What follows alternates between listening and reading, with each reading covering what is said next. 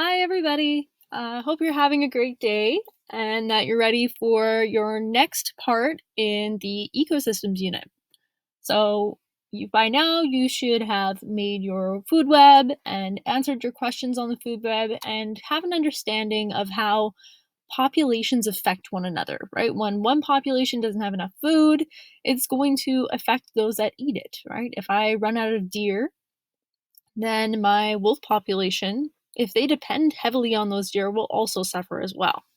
So today we're going to be starting a little bit of something the same but different and talking about how those populations are affected by other things as well.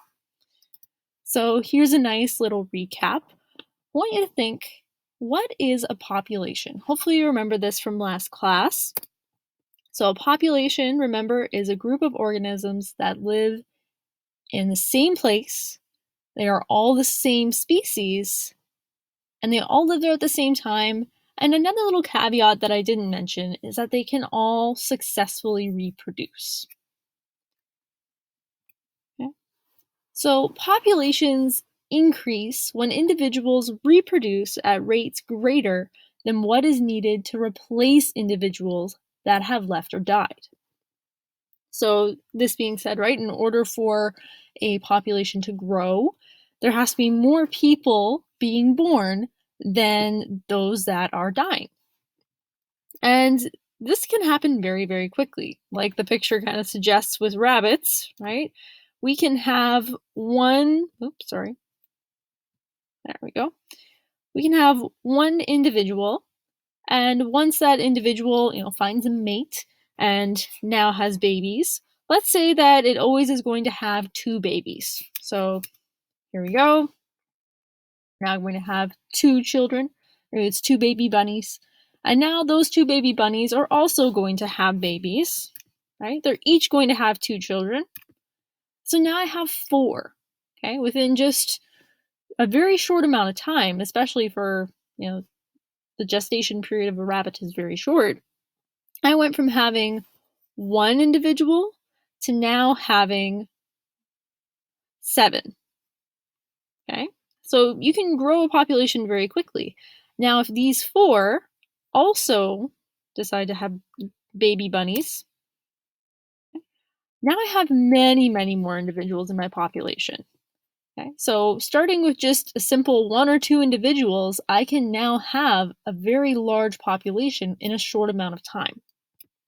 Now, this rapid growth is actually called exponential growth. So if you're in math class right now, you may recognize that word, exponential, right? It means that it starts off growing slowly, kind of like that population did, right? I started with 1 individual, and then, I multiplied and I have 2.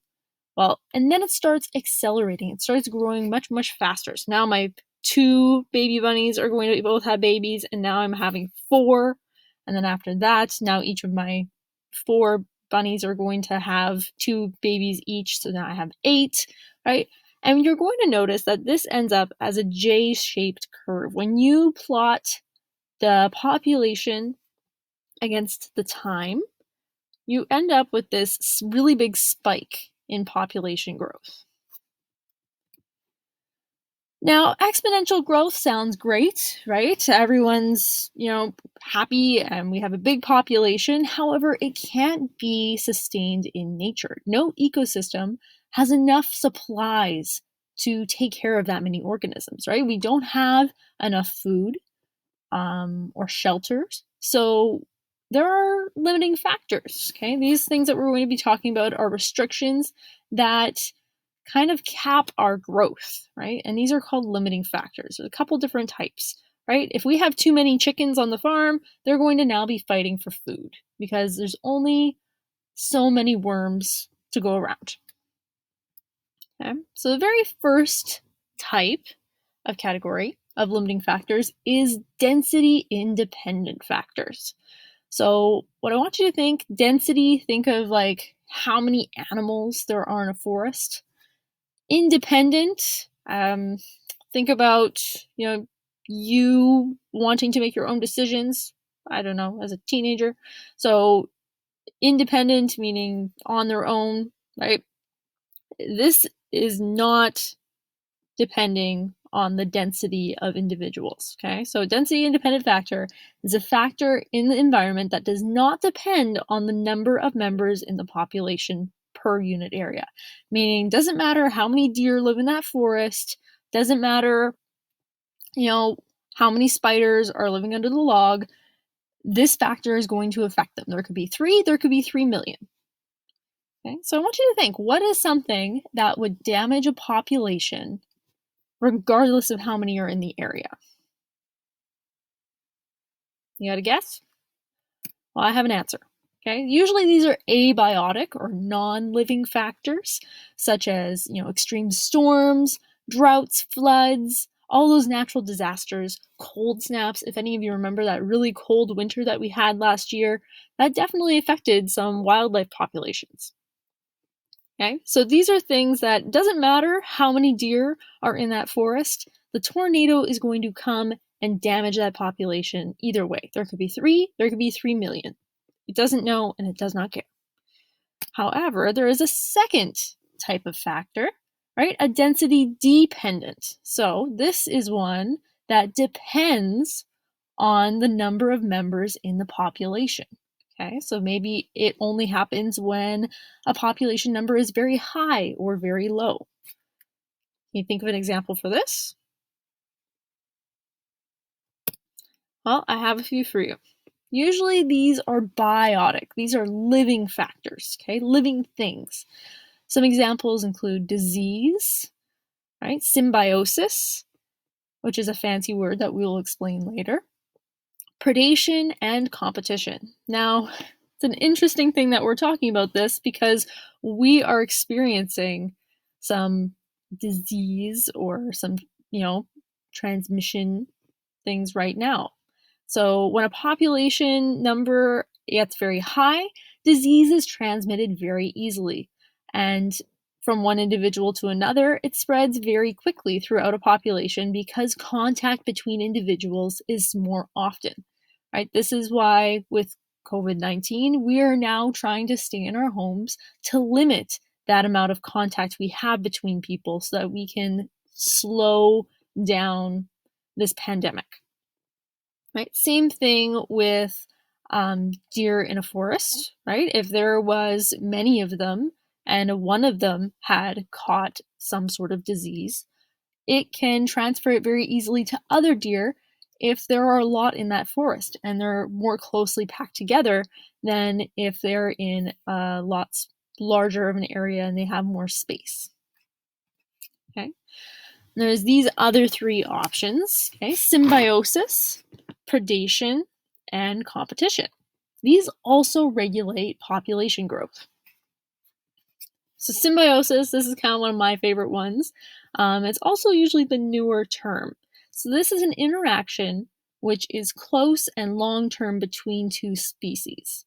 I love putting the picture of, the little Nemo fish, the clownfish with the sea anemone. Here, they actually have a symbiotic relationship. What the slide doesn't tell you is that in order for it to be symbiotic, both animals have to benefit from living in close proximity to one another. So you might think, okay, well, I know my clownfish, if you watched Finding Nemo, it benefits from living around the sea anemones because the sea anemones sting things, right? The clownfish is immune to this, but its predators are not. So it can hide in the sea anemone, and the sea anemone will sting any of its predators before it can eat the clownfish. So that's a really awesome benefit for my clownfish, but how does a sea anemone benefit from having a fish swimming through it all the time? Well, the clownfish will actually bring in a little bit of a benefit because they are going to be eating meals there. Lots of nutrients are going to get dropped off, right? A fish doesn't typically, eat the entire meal. It's also going to, poo around. That's also going to be leaving nutrients there that the sea anemone can now use to help grow. So it is also benefiting from a relationship with the clownfish. Okay. Actually, here's a funny analogy as well, right? I live with a roommate who absolutely loves to cook. I, however, do not, but I love to wash dishes and do laundry. So we kind of have a symbiotic relationship because I benefit. I get lots of yummy food that I don't have to cook. And she benefits because I will do most of the cleaning and she hates doing that. So we both benefit from living together. Next one is predation. So the preying of one animal on others. Many of us are very familiar with this, right? This is an image of poor little muskox, I believe it is, surrounded by wolves. Predation is just an animal that is hunting down another. However, that being said, if there are not many prey items around, that is going to make life very difficult for my predators. They're not going to be able to find a lot of food.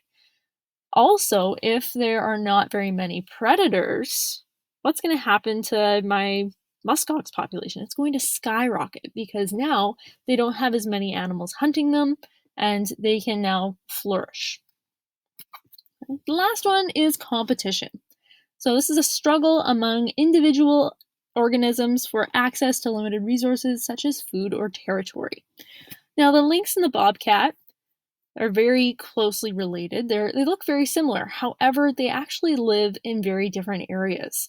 Okay? Lynx typically live a little bit more in the northern regions, whereas bobcats will stay a little bit in the southern areas. And they actually compete for the same food sometimes. So if they are found in the same area, they're usually competing for the same territory and the same food. If there's not enough to go around, one of them is going to struggle because only one can win in that situation, right? Same with if there is just a very large population of chickens and there's only so much feed, there's going to be a competition for who gets the food. And that is going to actually affect your population. All right. So just to recap, right, a density independent factor is abiotic or non-living, and it does not matter how many animals live in that population, right? So these are going to be things like your storms, your droughts, floods, even pollution to some extent, heat waves, all things that are going to affect that animal population. Whereas a density dependent factor is usually a living factor, and it depends on how many animals live in that population. Right? This is going to determine how quickly disease and parasites will spread. Parasites will spread. Will spread. Okay. Also, how much competition each animal has, as well as if there's any predation going on. Okay. All right. So for this part, I have a list of 4 different videos that I will link in today's post, as well as in this slideshow. And what I would like you to do is leave a comment on today's post with the number, which video you watched, and whether you think it is density dependent or density independent factors that are at play here.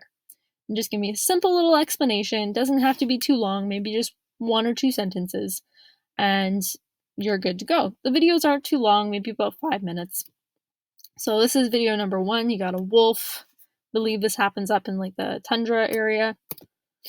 You got a polar bear and a walrus, looks like. Another one with a wolf and a bear. And another one with a poor little zebra and a crocodile. So you can go ahead and pick which one of the videos you would like to watch. You can watch all of them if you like, and pick one to leave a comment on in today's post. What do you think it is? Is it independent or dependent factors at play here? All right. Have a great day, everybody. I hope you're all doing well. Remember to wash your hands, and please send me an email if you have any questions or just want to say hello. All right. Have a great day, everybody. Bye-bye.